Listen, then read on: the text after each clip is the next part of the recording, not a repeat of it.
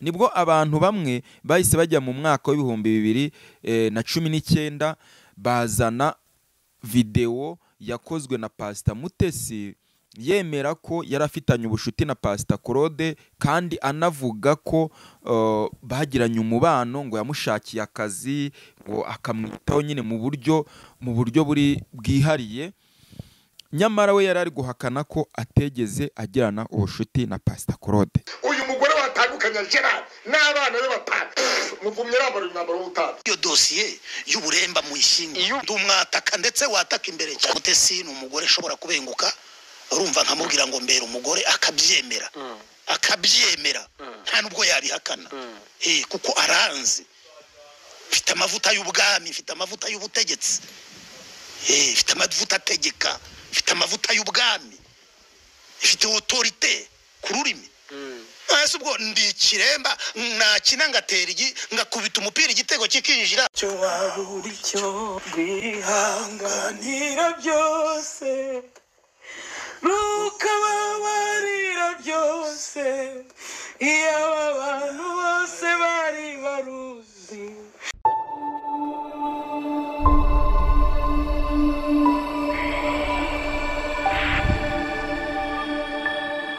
Empo TV. Ibihe byiza kuri wakoze subscribe kuri MPO TV by'umwihariko aho waba uherereye hose, waba uri mu Rwanda cyangwa se uri hanze y'u Rwanda, tuguhaye ikaze muri iki kiganiro. Uyu munsi rero tugiye kongera kugaruka twiganirira cyane cyane tureba ku byagiye bivugwa hano ku imihanda twirirwaho ya YouTube, ku makuru agiye atandukanye twagiye tubakusanyiriza. Tugiye kugaruka ku makuru arebana na Pastor Mutesi ndetse na Bishop Gerard ndetse na Juste. Ayo makuru rero tugiye kuza turebere hamwe ibirimo bivugwa, cyane cyane turebe ibigiriwe bivugwa kuri iyi mihanda, kubera ko tuba twagiye tubakusanyiriza amakuru agiye atandukanye. Ati rero mugiye gutangira muti, ari amakuru yaramaze iminsi nyuma yuko umuntu bita Pastor Mutesi yaramaze iminsi atavugwa ku mbuga nkoranyambaga. Hari benshi bagaruye inkuru ze nyuma yuko umuntu bita ngo Bishop Gerard agaragaye mu mavideo, akagaragara agiye gusura Pastor Mutesi, ndetse mu cyari kimugamije cyane cyane urebye kwari ukumusaba imbabazi, kubera ko bari abantu yagendeye mu kigare agenda atangaza amagambo atari meza, akomeretsa, amagambo y'urwango, cyane cyane warebaga ko yibasiraga umuntu bita Pastor Mutesi. Nyuma yuko aje kumenya amakuru cyangwa se amenya uburyo yagiye yoshywa n'abantu, atera ikirenge cyiza, cya kirenge dushobora kuvuga ngo ni umuntu w'umugabo cyangwa se umuntu uzi ubwenge, ni umuntu ushobora kugenda akamenya ko yakoze amakosa, akajya gusaba imbabazi uwo yahemukiye mu rwego rwo kugira ngo bongere basubirane ndetse asukure izina rye. Twari tumaze iminsi tubona ibiganiro agenda agakora ku bitangazamakuru bitandukanye, cyane cyane bikora ku mbuga nkoranyambaga, aho yagaragaraga avuga ko yahemukiye Mutesi ndetse n'abandi bagiye batandukanye, ba Madamu Asia, Madamu Pastor Theogene, abantu nk'abo ngabo nyine, kubera amagambo yagiye atangaza, avuga ko azatera ikirenge akajya kumusaba imbabazi. Ariko nabonye bamwe babatatse bavuga ko ngo ari ngo kumusaba imbabazi ngo bigamije ngo kugira ngo bakore ubukwe. Harimo nabo nabonye ngo basoye ngo save the date. Ndagira mbabwire ko zira save the date zitarizo, ari izigihuha, kubera ko nujya kubireba kwarebye ikiganiro akabikurikira neza, yabonye ko ari mu buryo bwo kugira ngo asabe imbabazi. Ariko nk'umuntu bita Pastor Claude, ndagira ngo wumve ku imihanda twirirwaho hari abantu baba ari abanyeshyari, hari abantu bita ko ngo ni abapasiteri, hari abantu bita ko ngo ari abantu bagira neza, nyamara waza kureba ibyo bakora, waza kureba muri sosiyete amagambo bagenda batangaza, waza kureba background yabo ukaza kuyibura, ukaza gusanga ari iy'umwanda.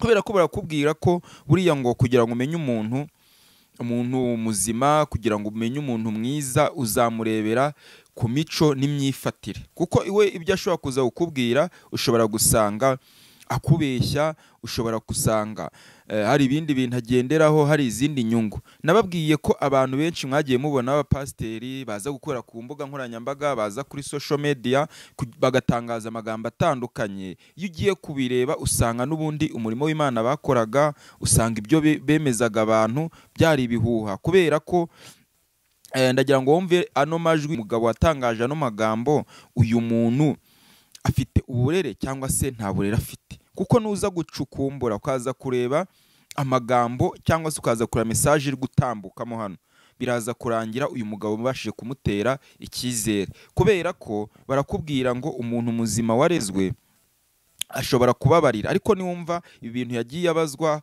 n'abandi bapasiteri bagenzi be, abandi babisho, abandi bitangwa ni ababishopu, uraza gusanga koko mu mico uyu mugabo imico n'imyitwarire ntayo afite, cyangwa se nta kinyabupfura afite, kubera ko bavuga ngo ikinyabupfura ubundi kiva mu magambo uvuga. na Bishop Gerard ngo asaba imbabazi ngo ni wowe usigaye, ndavuga nti uriya aracyafite amarokete, waba witeguye? Jewe se ngo niwe usigaye kandi ngiye gutenga Mutesi na Gerard bose maze kumbwira ntushobora kuba ugifite amarokete. umva mbwire Bishop karame niyo urwayi niyo naba arwaye indwara ikavuga ko iri bukire kwa Mutesi, ntaraga abasigaye avuga ngo Uwiteka niwe Mana urakoze aheza ni mu ijoro ryawe. uko ni ukuri? none se ndakubita jewe yewe nizere ko nta marokete yandi afite.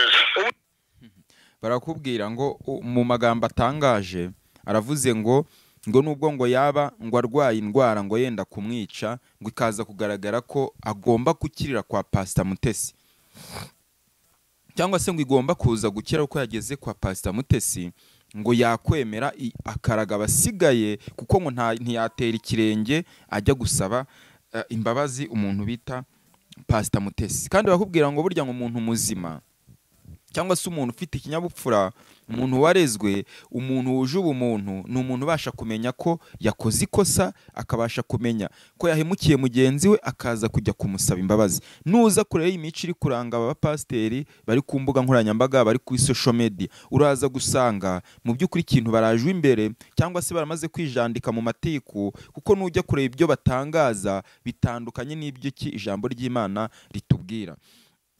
Hari andi majwi ndibuze kubumvisha. Uyu muntu yaraje agaragara, murabyibuka ku bwa Rusagara, wa mugabo waguye muri Leta Zunze Ubumwe za Amerika, reka tumwifurize iruhuko ridashira.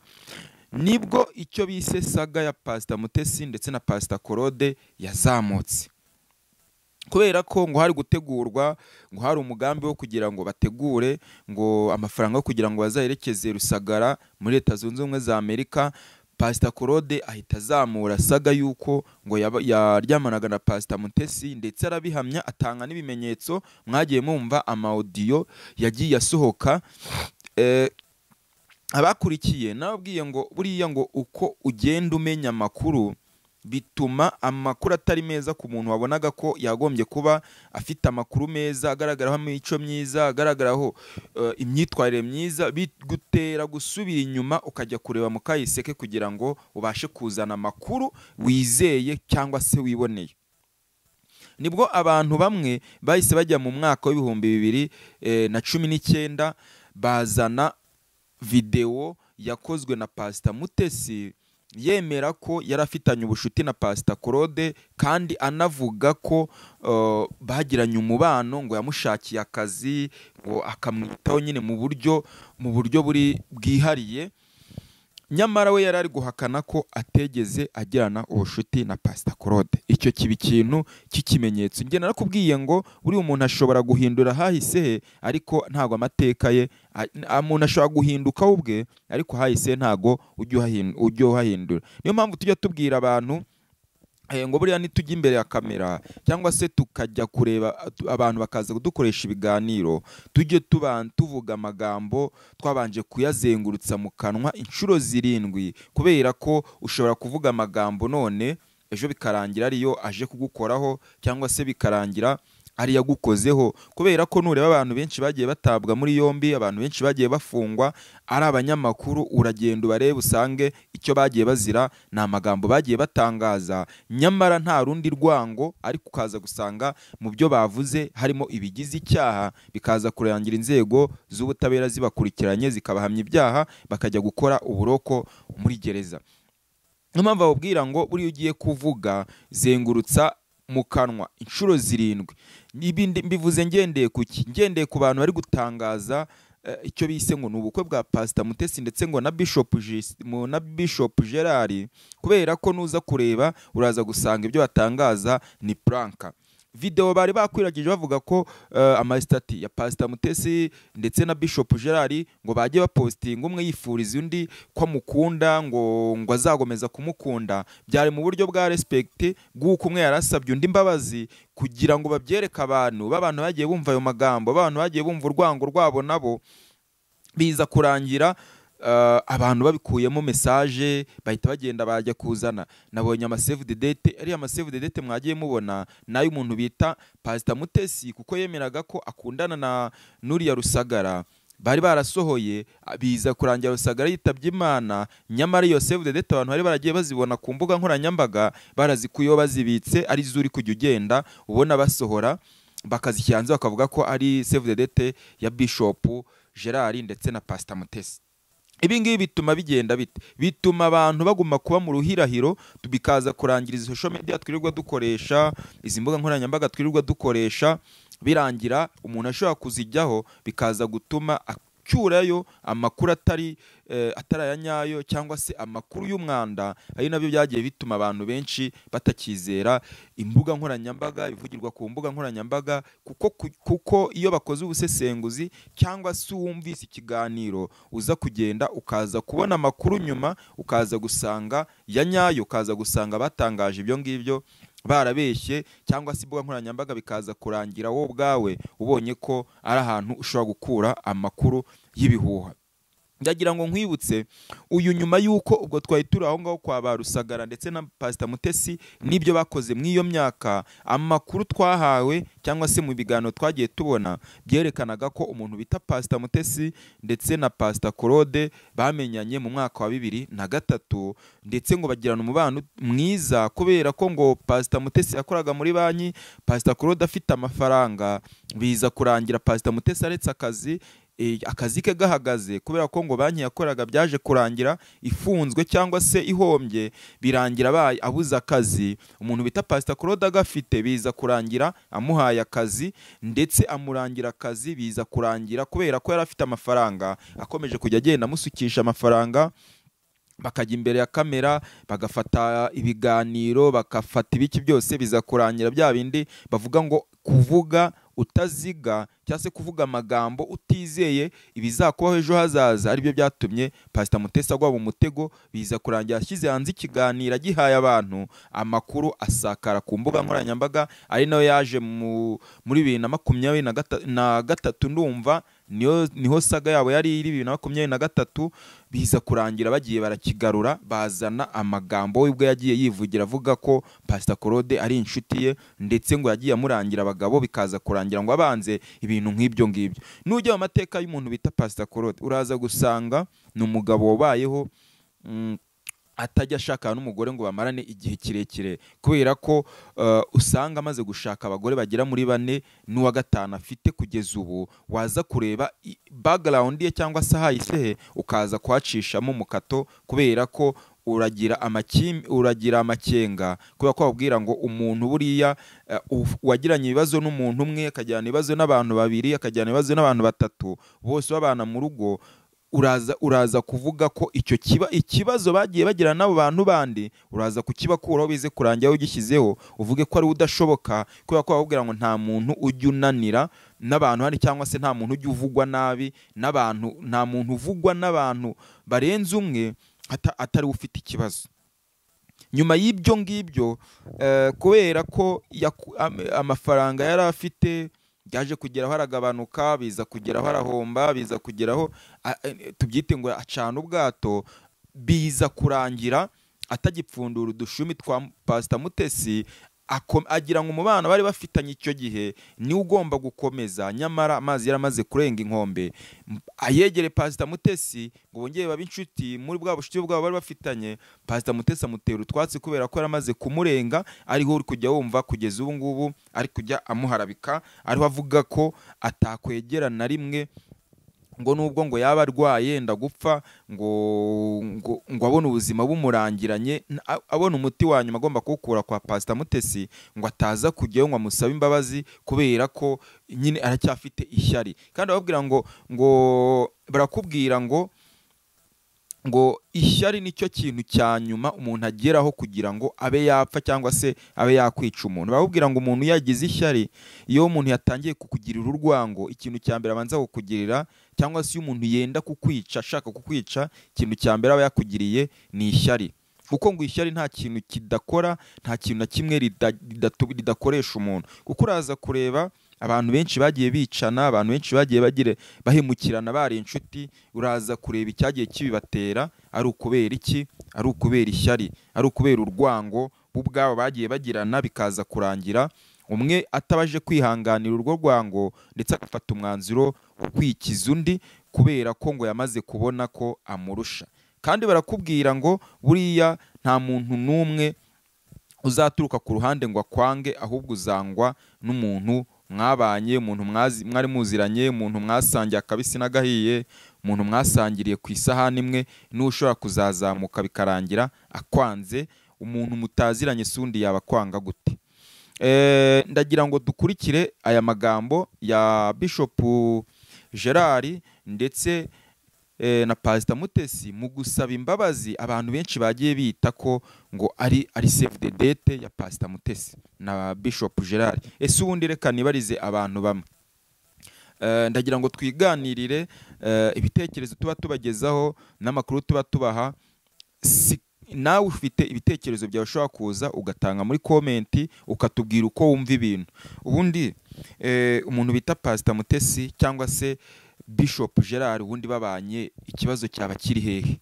Cyaba kiri kuko nuza kumva abantu bakubwira Pastor Claude ari kuvuga, kuko yanavuze ngo arabavumye, ngo afashe ngo naza ngo kuba ngo Pastor Mutesi ndetse na Bishop Gerard ngo bageze ku rwego rwo kubana, ngo arabavumye ngo mu gihe batari baza kumusaba imbabazi. Umuntu bitwa ko ari umukozi w'Imana ubundi aravuma cyangwa se aragusengera kugira ngo uhinduke, udakomeza niba kubonyeho ko wagombye kuba umubangamira, wagombye kuba ufite amakosa, yakuvuma cyangwa yakwegera akagukosora ubwo ati hinduka, nudahinduka wenda bizakora, cyangwa se uhinduke kugira ngo ibyakubaho bitazongera kuba no ku wundi, cyangwa ukumemukira utazahemukira n'undi. Ko barakubwira ko ubundi n'umuntu w'umukozi w'Imana wa nyawe ntago arindira ko uwo musaba imbabazi ukimuhemukira undi. Itegeko ry'Imana rivuga ko ngo mubabarire abanzi banyu ndetse mubagirire neza. Umuntu nakugirira nabi ntumugirire nabi, ahubwo umwiture neza. Ariko undi akavuga ngo mu gihe batari baza ngo batere ikirenge bansaba imbabazi ngo ndabavumye.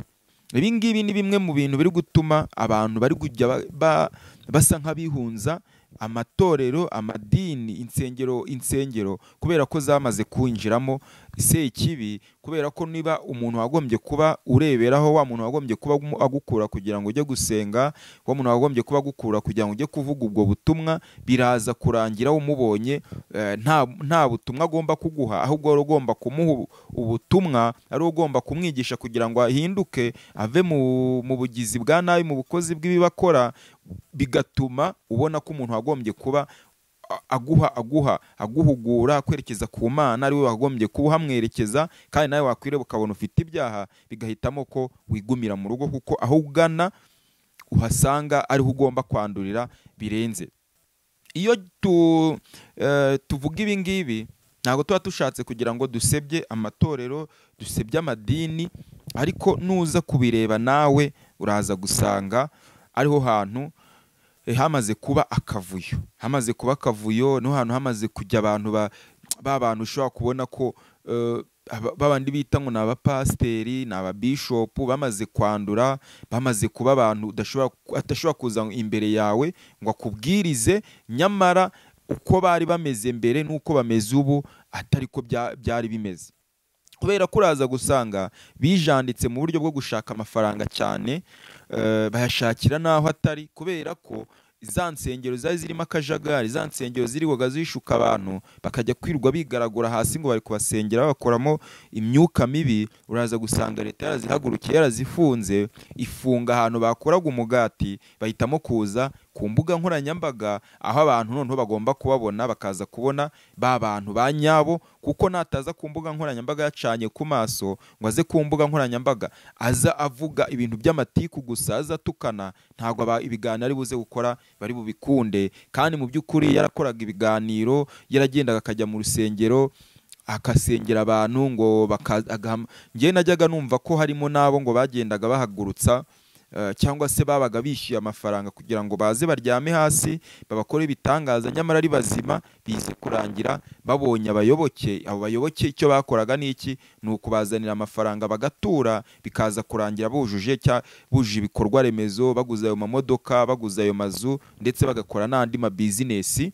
Rero nyuma y'uko leta ibyinjiyemo ikaza kujya igenda ifunga za zindi zitujuje ibisabwa, bahisemo kuza kuba ku mihanda, bahitamo kuza gutangaza amakuru ku mbuga nkoranyambaga. Ariyo mpamvu abantu benshi bari kujya bagenda nabo babakurura mu mbuga nkoranyambaga. Ndagira ngo ukimara kumva ibigenda bitangazwa ku mbuga nkoranyambaga n'ababishopu, abitwa ngo n'abapasiteri, ngo abavuga ubutumwa bwabo babuzanye kuri social media, hahandi umuntu wese agomba kuza kubumva, ndetse bikaza kurangira bo ubwabo bananyuranyemo. Ikintu cya mbere kiri buze kubakwereka nuko uramuvugaho ahita aza ku mbuga nkoranyambaga, uragira ibyo umutangazaho ahita aza ku mbuga nkoranyambaga, kandi kizanamukubwira ntabwo azatinya kugutuka, ntabwo azatinya kukubwira nabi, ntabwo azatinya kugira ibyo avuga bya bindi wowe wumva ko n'umuntu wo ku muhanda adashobora kuvuga, ariko we bize kurangira abivuze.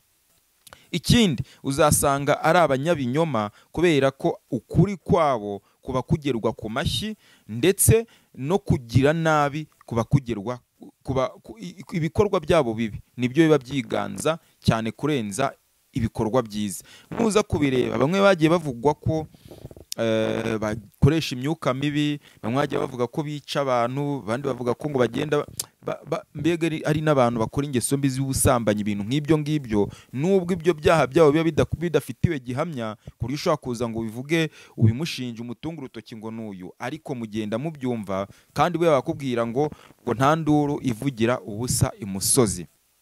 Ahubwo ikintu kiza kugufasha kubatandukanya, wowe ujya ureba imyitwarire yabo, ubakurure, nurangiza bizajya birangira ubabonye. Kuko niba bakubwira ko umukozi w'Imana yaza ku mbuga nkoranyambaga akagusengera, nagusengera, harimo n'abazaza bagusengere kuko ari byo, ariko abenshi uzasanga ari ba bantu bakunda kwitaka. Umuntu ntago yigomba kwitaka, agomba gukora ibikorwa bye akaba ari byo biza kwivugira. Kubera ko nuza kureba abo ngabo uzaza usange nta mwanya bagihawe mu Rwanda, nta nsengero bagifite, ahubwo insengero zabo bazimuriye hehe? Ku mbuga nkoranyambaga, handi bashobora kuza gushuka kubwira ngo ngiye gusengera, ngiye kohereza amafaranga, nurangiza uze kunsengera, ukora ibitangaza, ryamisha abantu hariya ngo abasengere, bize kurangira abo bantu bahagurutse nawe ubone ko ari ibyo bakora imirimo myiza, bize kurangira ubishyuye amafaranga,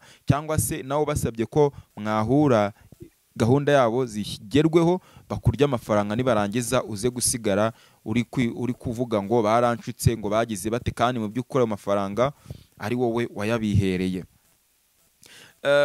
Dukomoje ku ibyo ngibyo byabo ngabo bita ko ari abakozi b'Imana, cyane cyane mu mazi iminsi mwumva Saga yari imaze iminsi hano kuri iyi mihanda y'umuntu bita Mutesi Scovia ndetse na Bishop Rugagi, aho bavuze ko mu magambo Mutesi Scovia yatangaje avuga ko urusengero rwa Bishop Rugagi Muhanga rucumbitse ahantu ngo mu kabari ndetse hari n'amarogi, barabihakana. Ariko waza kureba ibisobanuro bwaje gutangwa n'umuntu bita ngo ubu busobanuro bwaje gutangwa na Bishop Rugagi bigaragara ko n'ubundi naho akorera atahazi cyangwa se n'ibyo akora atabizi, abikorera online adafite amakuru yabyo, kuko ntago wambwira uburyo umuntu w'umupasiteri, umuntu w'umubishop, umuntu uhagarariye itorero mu Rwanda ahantu hakagombye kuba hari headquarter yaho atazi bihabera, akaba atazi naho urusengero ruri, atazi n'abaturanyi barwo, atazi niba harimo akabari, ahubwo agasigara biyita ngo bifite undi mushumba ubigenzura, nyamara ariho hantu byatangiye bavugwa ko hari headquarter ndetse n'ibikorwa byabo bikora ariho byatangire. Ibintu nk'ibyo ngibyo ukaza kureba ugasanga ko n'ubundi icyo bagamije ni ugushaka amafaranga, ni ugusahura abaturage, ibintu nk'ibyo ngibyo. Babandi nyine batajijutse handi bazaza bakagutwara nk'ihene bajyanye ku isoko, nawe ukirukanka ukajyayo bakakwiriza ahantu bagiye kujya babajyana mu buvumo, umuntu agasobanura ngo ngiye ngo urusengero rwanjye rwarafunzwe, ngo ariko ngo fisi ngo irakora, ngo duhura ngo n'abakristo, muhurira hehe? Abakristo bahurira hehe na pasiteri mu gihe urusengero rwafunzwe?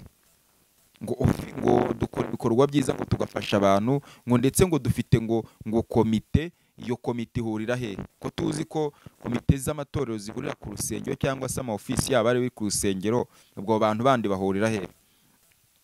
Icyo twababwira, mujye mugira amakenga, mumenye abababwira ibyo ngibyo, mumenye icyo bagamije, mumenye amafaranga bagomba ko nunayabaha uzabahe wirengera inyungu wirengera risike bizakugiraho, uzabahe udasigaza ukuboko inyuma kuzaza kuvuga ngo baranyibye, ngo babigenje bate. Mu bintu byafungije umuntu bita Yongwe, ndagira ngo mbigarukeho nabyo.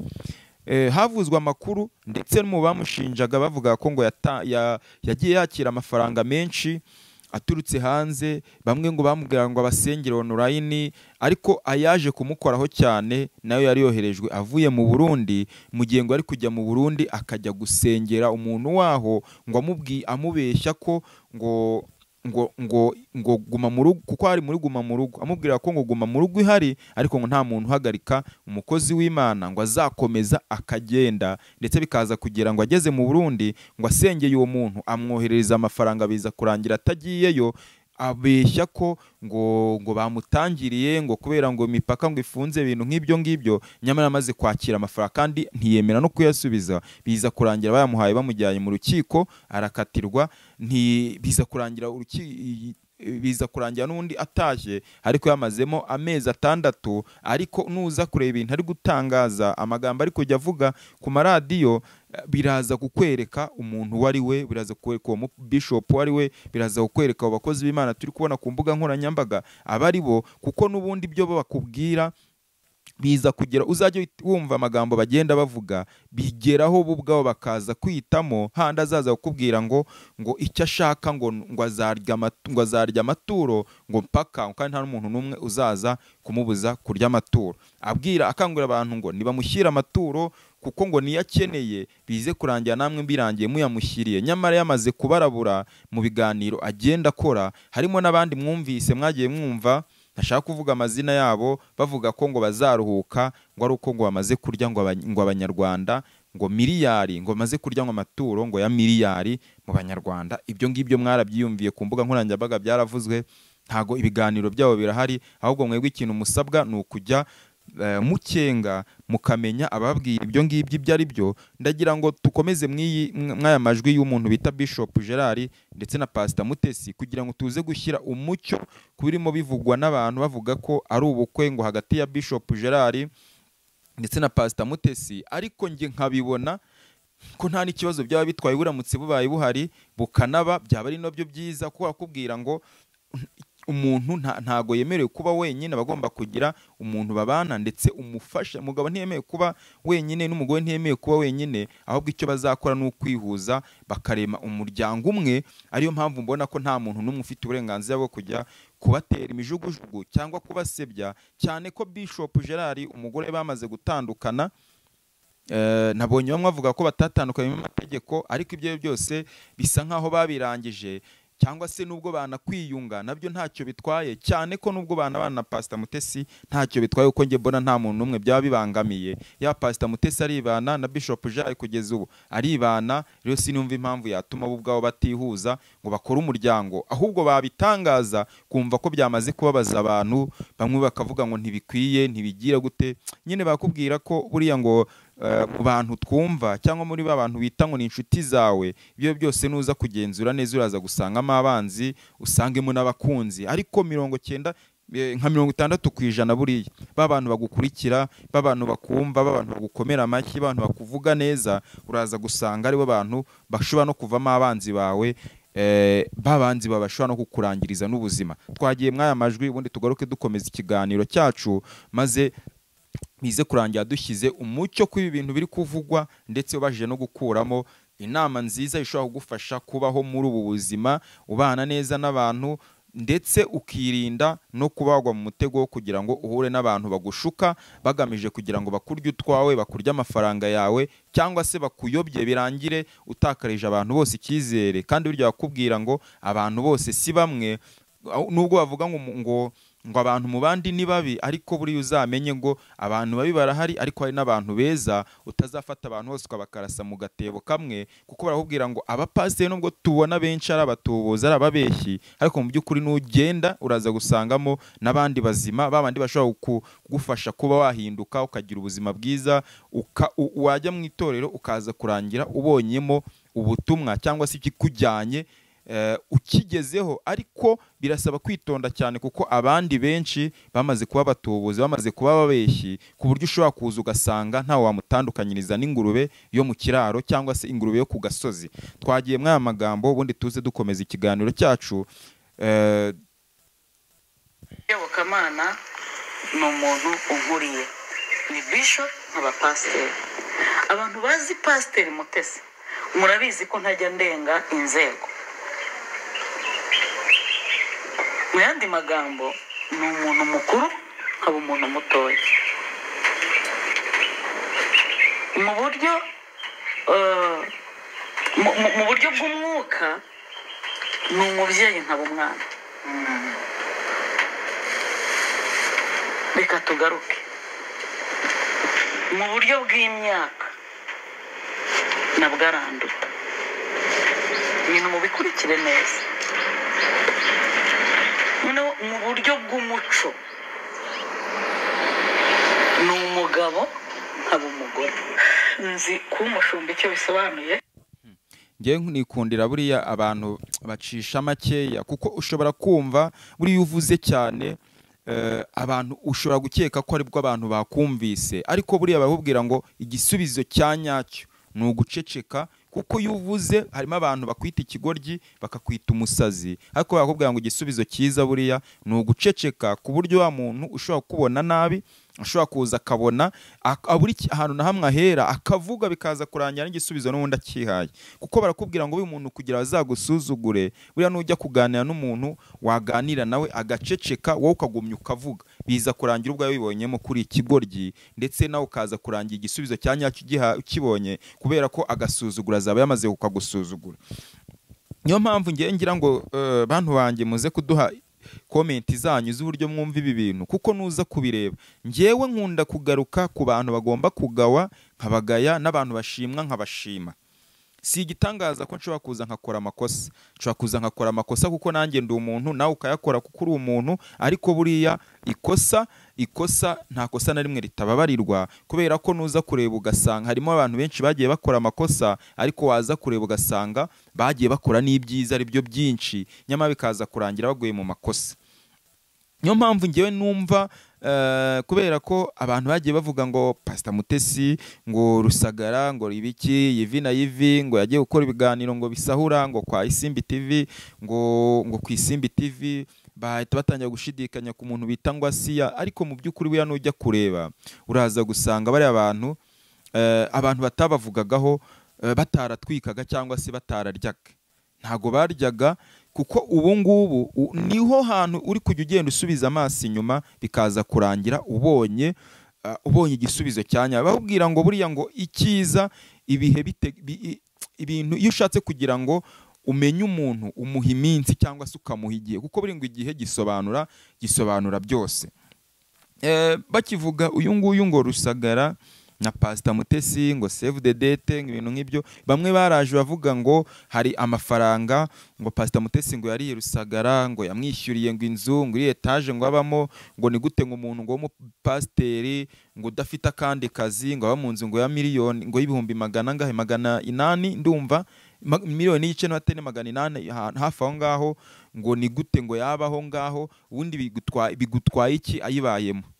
Ese yishyuye inzu ya miliyoni bwo wabiki? Ahubwo ikintu cya mbere umenya, banza umenye ngo ubwo bushobozi kuba yibamo ntacyo bimubangamiye, ubwe yafashe umwanzuro abona ko bitamubangamiye, abona ko kuyibamo azajya abona ubushobozi, ndetse n'ubwo iyo Rusagara ariko yamuhaye amafaranga yariko yamwohereje babyumvikanyeho.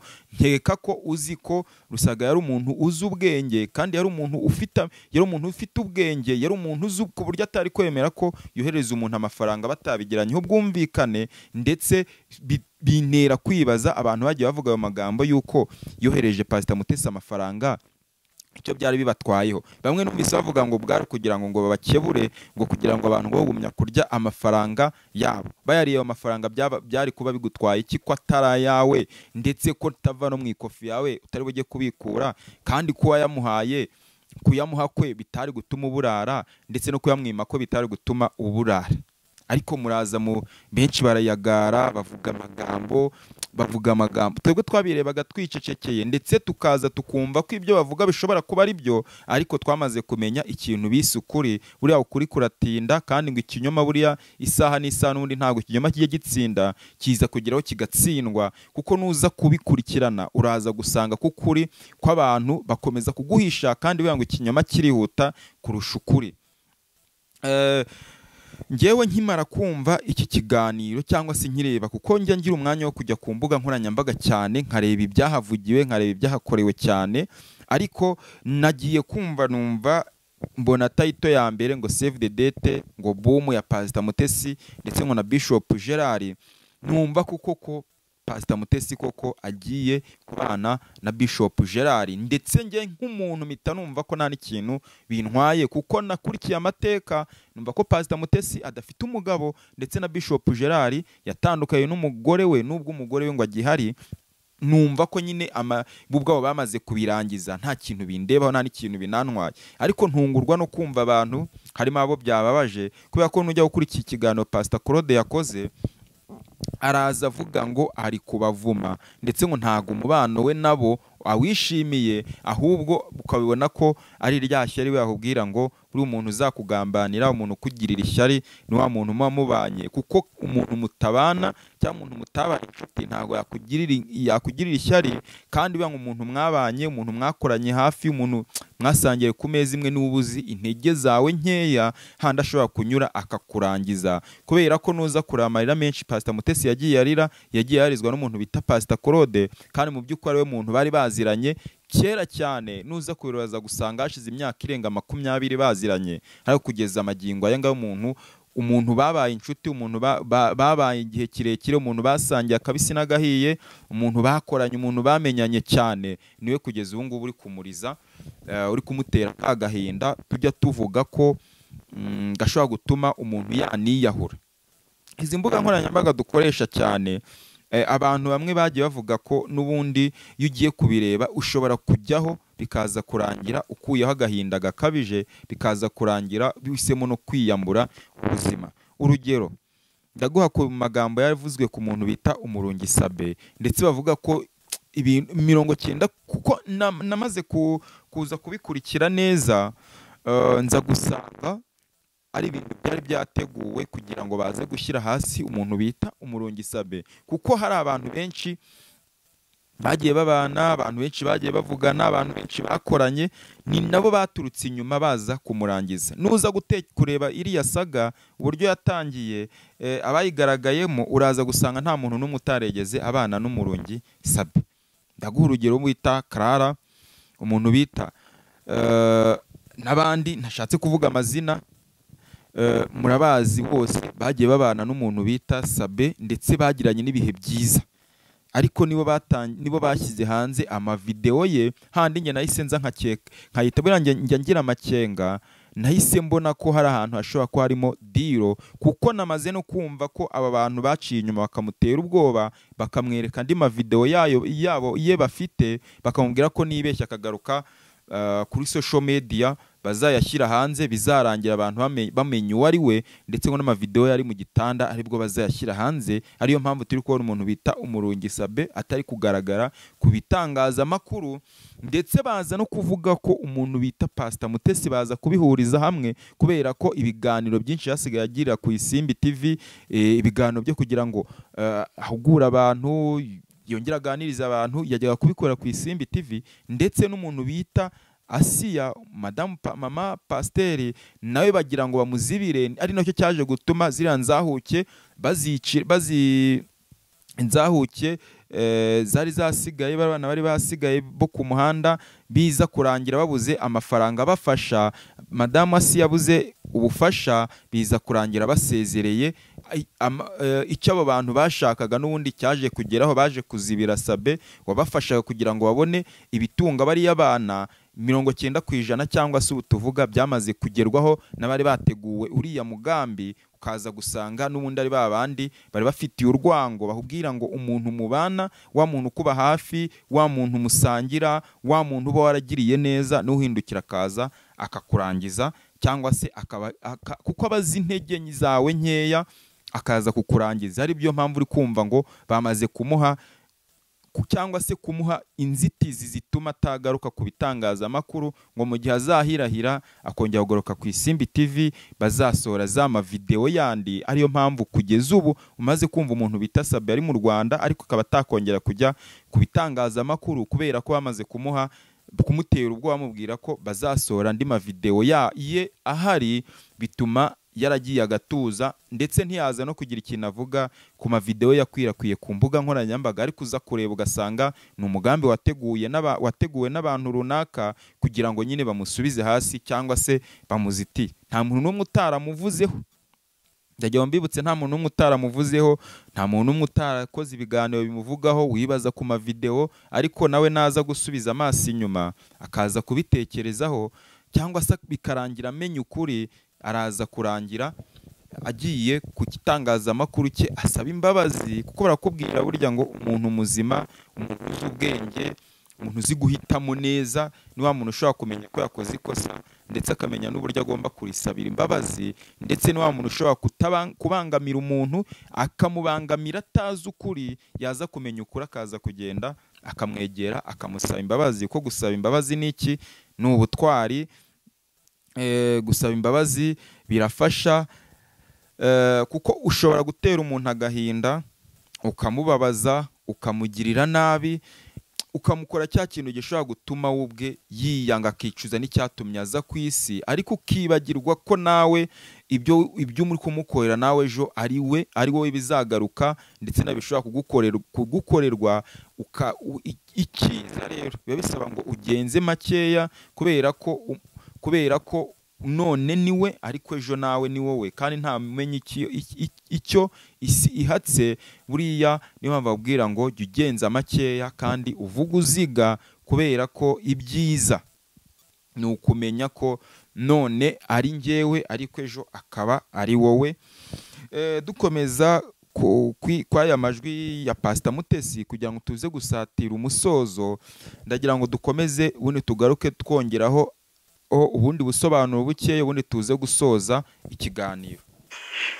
Guhamagarwa n'Imana aho ikunyuza, ibyikunyuzamo, kubera ko uri umuntu uzayobora abantu mu iyobokamana.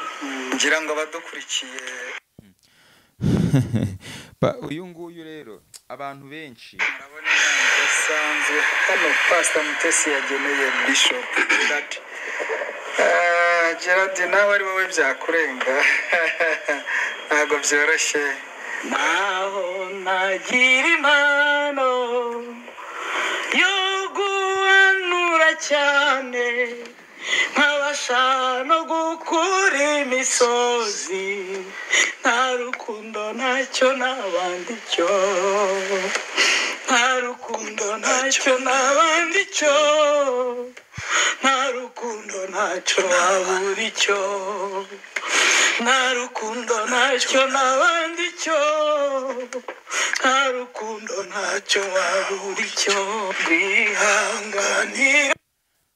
Ndagira ngo rero dushyire umucyo ku ibi byavugwaga. Hari benshi bagiye babaha amakuru atandukanye bababwira ko ari save the date, bababwira ibyabo bashaka kugira ngo bakomeze kubayobya, ariko icyiza ni uko ukuri umaze kukumenya biragusaba ko kujya ushishoza ku bintu ugiye ubona ku mbuga nkoranyambaga bigiye bitandukanye kugira ngo bize kurangira umenye ukuri, cyangwa se abandi bakuyobya birangire babuze aho bahera bakuyobya kuko ukuri uba wamaze kukumenya. Ikindi kandi birasaba gushishoza kugira ngo ubashe kumenya abantu wumva n'abo utumva, kuko abantu benshi basigaye bazana ibintu by'ibihuha ku mbuga nkoranyambaga bikaza kurangira ucyuye umwanda, nyamara hari ahandi wagonye kubona amakuru meza. Reka mbashimiye rero abantu mukomeje kujya mugenda mubana natwe mu biganiro bigiye bitandukanye, abantu mumaze gukora subscribe, abantu mugenda mugerageza kugira ibiganiro byacu bibagera ahantu kure hashoboka. Murakoze cyane, Imana nibane namwe, duhure mu biganiro byacu bikurikiraho. Ciao ciao.